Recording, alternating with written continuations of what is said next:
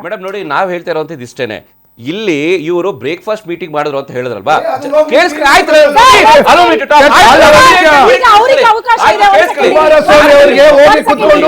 ನಮ್ಮ press meet ಅನ್ನ ಇನ್ನೊಮ್ಮೆ ನೋಡಕ್ ಹೇಳಿ.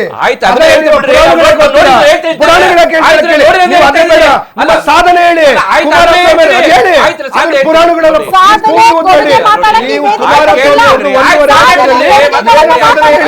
ಕುಮಾರಸ್ವಾಮಿ ಅವರು ದಲಿತ RSS ಮುಖ್ಯಸ್ಥರನ್ನು ಮಾಡಿ ಹೇಳಿ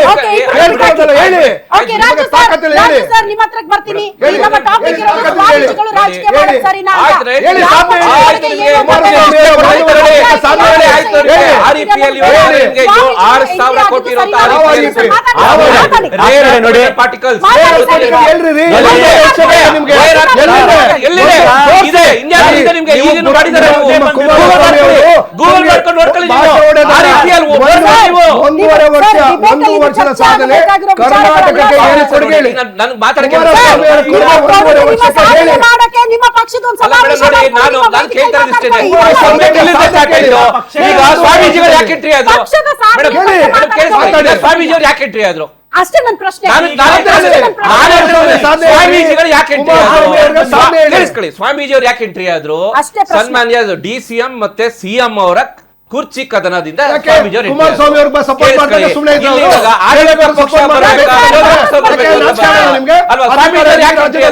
ಸ್ವಾಮೀಜಿಯವರು CM ಯಾರಾಗಬೇಕು, DCM ಯಾರಾಗಬೇಕು, DK ಶಿವಕುಮಾರ್ ಅವರು CM ಆಗಲಿ ಅನ್ನೋ ವಿಚಾರಕ್ಕೋಸ್ಕರ ಸ್ವಾಮೀಜಿಯವರು ಎಂಟ್ರಿ ಆಗಿದ್ದಾರೆ.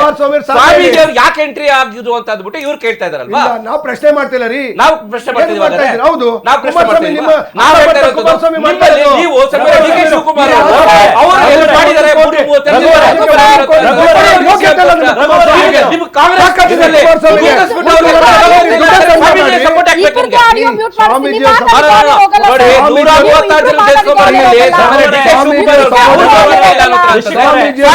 ಸಪೋರ್ಟ್ ಯಾಕೆ ತಗೊಳ್ತಾ ಇದ್ರಿ ಇವರು?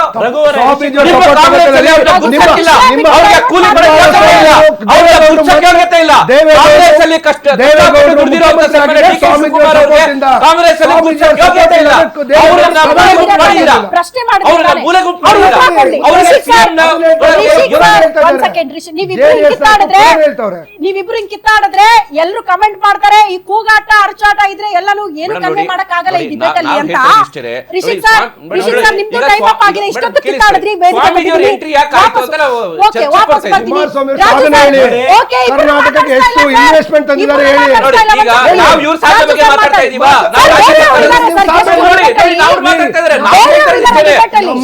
ಸ್ವಾಮೀಜಿಯವರು ಯಾಕೆ ಬಂದ್ರು? ನಿಮ್ಮ ಸಾಧನೆ ಹೇಳಿ. ಸ್ವಾಮೀಜಿಯವರು ಯಾಕೆ ಬಂದಿದ್ದಾರೆ ಹೇಳಿ.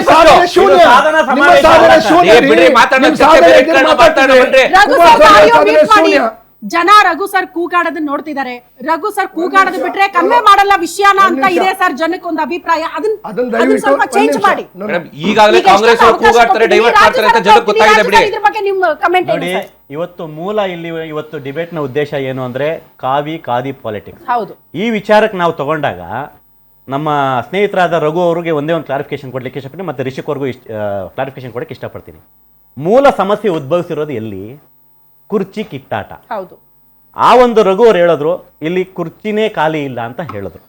ಆ ವಿಚಾರಕ್ಕೆ ನಾವು ಸಂಬಂಧಪಟ್ಟು ಮಾತನಾಡೋದಾದ್ರೆ, ಕುರ್ಚಿನೇ ಖಾಲಿ ಇಲ್ಲ ಅನ್ನೋದಾದ್ರೆ DK ಶಿವಕುಮಾರ್ ಅವರು ಕೊಟ್ಟ ಮಾತಿನ ಮರ್ಮವನ್ನ ಯಾಕೆ ತೆಗಿತಾರೆ? ಹೌದು. ಅದನ್ನ ನೋಡಿದಾಗ ಎರಡನೇದಾಗಿ ಡೆಲ್ಲಿಲಿ ಹೋಗಿ ಅವ್ರ ಪರವಾಗಿ ನಾಯಕರು ಯಾಕೆ ಲಾಬಿಯನ್ನ ಮಾಡ್ತಾರೆ? ಹೌದು. ಇದು ನಮಗೆ ಸಂಬಂಧಪಡದೆ ಇರಬಹುದು. ನಾವು ಮಾತಾಡ್ತಾ ಇರೋದು ಸಚಿವ ಸ್ಥಾನ ಪಡ್ಕೊಳಕ್ ಇರಬಹುದು ಬಿಡ್ರಿ. ಹೋಗಿದ್ದು ಸಚಿವ ಸ್ಥಾನ. ಮೇಡಮ್, ಕೊಟ್ಟ ಮಾತು ಸಚಿವ ಸ್ಥಾನಕ್ಕೆ ಒಳಪಡೋದಿಲ್ಲ ಮೇಡಮ್. ಇದು ಗ್ಯಾರಂಟಿಗೆ ಗ್ಯಾರಂಟಿಗೆ ಇವತ್ತು ಗೊತ್ತಾಗಿದೆ ಬಿಡಿ.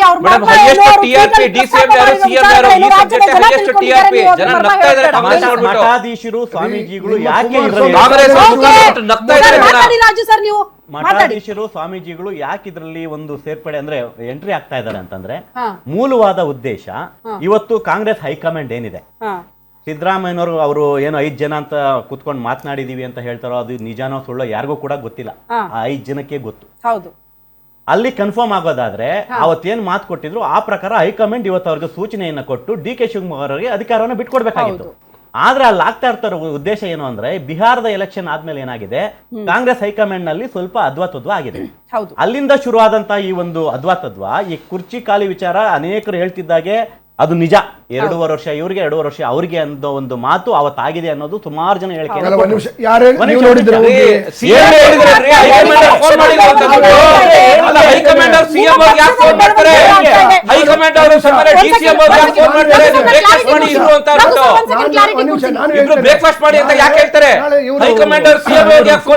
ಪ್ರಧಾನಮಂತ್ರಿ ಮಾಡ್ತಾರೆ ಅಂತ ನಾ ಹೇಳ್ತೀನಿ, ಒಪ್ಕೋತೀರಾ ನೀವು? ಎವಿಡೆನ್ಸ್ ಕೇಳಲ್ಲ.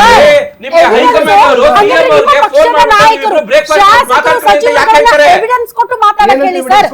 ಮಾಧ್ಯಮಗಳ ಮುಂದೆ ಬರ್ತಾರೆ, ಪವರ್ ಶೇರಿಂಗ್ ಒಪ್ಪಂದ ಆಗಿದೆ ಅಂತ ನಿಮ್ಮ ಪಕ್ಷದ ಶಾಸಕರು ಸಚಿವರು ಒಪ್ಕೊಂಡಿಲ್ವಾ? ಓಪನ್ ಆಗಿ ಮಾಧ್ಯಮಗಳ ಮುಂದೆ ಸ್ಟೇಟ್ಮೆಂಟ್ ಕೊಟ್ಟಿಲ್ವಾ? ನಮ್ಮ ನಾಯಕ ಸಿಎಂ ಆಗಬೇಕು ಅಂತ ಹೋಟೆಲ್ ಬಂದಲ್ಲಿ ಶಾಸಕರು ಹೇಳ್ತಿದ್ರೆ ಕಾಂಗ್ರೆಸ್ ಶಾಸಕರು, ಕಾಂಗ್ರೆಸ್ ಶಾಸಕರು, ನಮ್ಮ ಶಾಸಕ ಮಾಗಡಿ ಬಾಲಕೃಷ್ಣ ಅವರು ಹೇಳ್ತಾ ಇದ್ದಾರೆ, ರಾಮನಗರ ಇಕ್ಬಾಲ್ ಹುಸೇನ್ ಅವರು ಹೇಳ್ತಾ ಇದ್ದಾರೆ.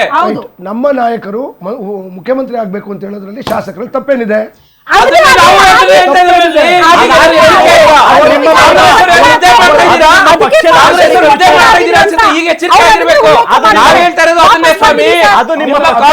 ಆಂತರಿಕ ಕಿತ್ತಾಟಗಳಿದೆಯಲ್ಲ, ಅದಕ್ಕೋಸ್ಕರ ಸ್ವಾಮೀಜಿ ಬಂದಿರೋದು, ಅದಕ್ಕೋಸ್ಕರ ಸ್ವಾಮೀಜಿನ ನಿಮ್ಮ ಆಂತರಿಕ ಕಿತ್ತಾಟಕ್ಕೆ ಸ್ವಾಮೀಜಿಯವ್ರನ್ನ ರೋಡ್ ತಂದ್ಬಿಟ್ರೆ ನೀವು. ಶಾಸಕರ ಅಭಿಪ್ರಾಯವನ್ನು ಮಂಡನೆ ಮಾಡೋದಕ್ಕೆ ನಾವ್ಯಾರು ಸ್ಟಾಪ್ ಮಾಡಕ್ಕೆ? ಸಭೆ ತೀರ್ಮಾನ ಮಾಡುತ್ತೆ.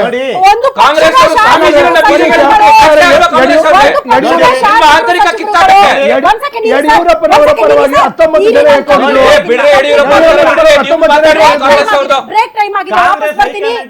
ಜನ ವಾಪಸ್ ಬರ್ತೀನಿ. ಒಂದು ಪಕ್ಷದ ಶಾಸಕರು ಸಚಿವರು ಹಾದಿ ಬೀದಿಲಿ ಹೋಗ್ತಾ ಬರ್ತಾ ಮಾಧ್ಯಮಗಳ ಮುಂದೆ ಪಕ್ಷದಲ್ಲಿ ಆಕು ಹೋಗುಗಳ ಬಗ್ಗೆ ಚರ್ಚೆ ಮಾಡೋದಕ್ಕೆ ಅವಕಾಶ ಇದೆಯಾ? ತಮ್ಮ ಅಭಿಪ್ರಾಯವನ್ನ ತಿಳಿಸೋದಕ್ಕೆ ಅವಕಾಶ ಇದೆಯಾ? ಪಕ್ಷದ ವೇದಿಕೆಯಲ್ಲಿ ಚರ್ಚೆ ಆಗಬೇಕಾ, ಹೈಕಮಾಂಡ್ ನಲ್ಲಿ ಚರ್ಚೆ ಆಗಬೇಕಾ? ಇದು ಪ್ರಶ್ನೆ ಇದೆ. ಅದ್ರ ಬಗ್ಗೆ ಚರ್ಚೆ ಮಾಡೋಣ. ಇದೇ ಕಾರಣಕ್ಕಲ್ಲ ಈಗ ಸ್ವಾಮೀಜಿಗಳು ಎಂಟ್ರಿ ಆಗ್ತಾ ಇರೋದು ತಮ್ಮ ಸಮುದಾಯದ ಪರವಾಗಿ. ಇದು ಕೂಡ ಪ್ರಶ್ನೆ ಇದೆ.